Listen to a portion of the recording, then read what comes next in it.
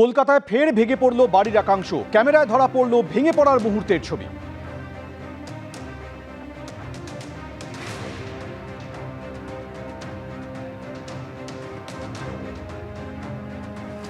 চার নম্বর ডেকার্স লেনের 3তলা বাড়ি আজ দুপুর 2:40 নাগাদ হঠাৎই তার পিছনের অংশ একেবারে ভেঙে পড়ে।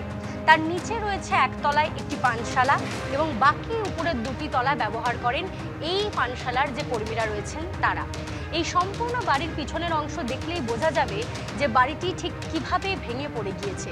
কড়িবর্গার ছাদ থেকে পিছনের অংশের সিঁড়ি, বাথরুম সবই একেবারে জরাজীর্ণ অবস্থায় ছিল এবং তা একেবারে হুড়মুড়িয়ে ভেঙে পড়ে আজ দুপুর নাগাদ।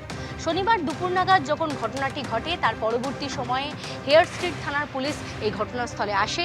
দুর্ঘটনায় কারোর মৃত্যু হয়নি, তবে রাত অবধিও দেখা যাচ্ছে যে বাড়ির পিছনের অংশ একেবারে ঝরে ঝরে পড়ছে। এই যে সম্পূর্ণ বাড়ি, তার উপরের যে জলের ট্যাঙ্ক তা ইতিমধ্যেই খালি করা হয়েছে। পুরসভার কর্মী, ইঞ্জিনিয়াররা এসেছেন, ঘটনাস্থল পরিদর্শন করেছেন এবং দুর্ঘটনাস্থলের বাড়িটি ঠিক কতটা বিপজ্জনক তার রিপোর্টও তারা ইতিমধ্যেই জানিয়েছেন। প্রাথমিক রিপোর্টেই সিদ্ধান্ত হয়ে গিয়েছে এই বাড়ি ভাঙার কাজ শুরু করা হবে আগামীকাল।